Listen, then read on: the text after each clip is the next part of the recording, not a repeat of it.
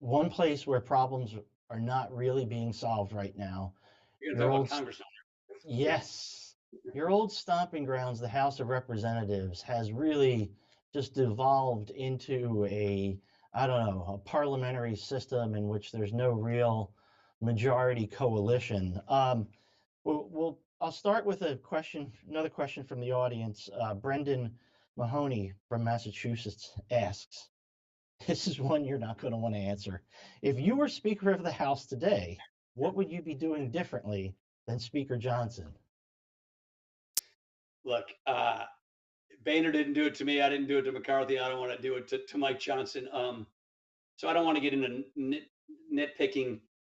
I'd only say the advice I've given to people in this job, advice I've been given. Boehner used to always say, a man, a leader without followers is just a guy taking a walk. I don't think you can be good at these jobs unless you're willing to lose them. And you have to get your mind at a stage in your life and career where when the best move to make could put yourself in jeopardy to losing your job, but it's the best move to make. That's where you really truly be good at these things. Mike's new.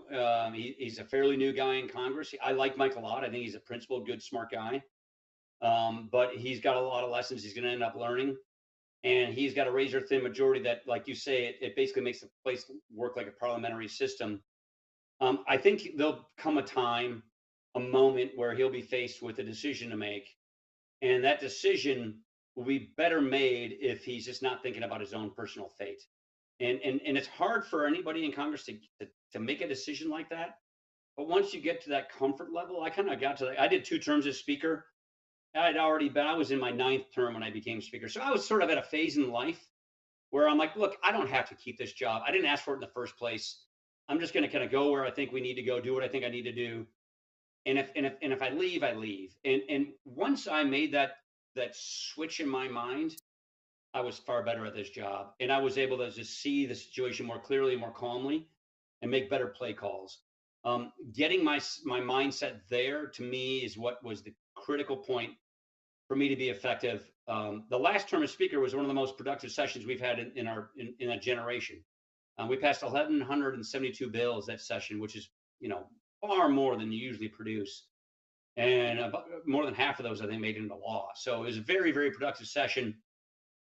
And the last point I'd say is, but that's because we were, even with Trump in his first 2 years, we were leading the conference on policy. Our party was defined by principles and policies, and it was a policy leading conference. So we could define success with a policy outcome that we wanted to, which were based upon the principles that we ran on and professed. This Do you day and think age is different. It is a politically led conference.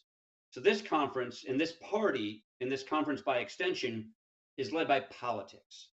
And politics is dominated by elections. And elections are literally zero-sum games. Your general election, there's a winner and there's a loser, and they are zero-sum games. And there's no positive sum outcomes. There's no Venn diagram where you have win-win situations.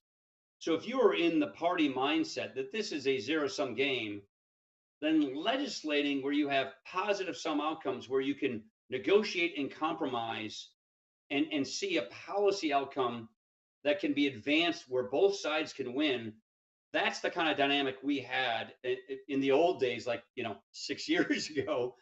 That is not the dynamic they're in right now. They're in a political dynamic where it's zero-sum game thinking, zero-sum game politics.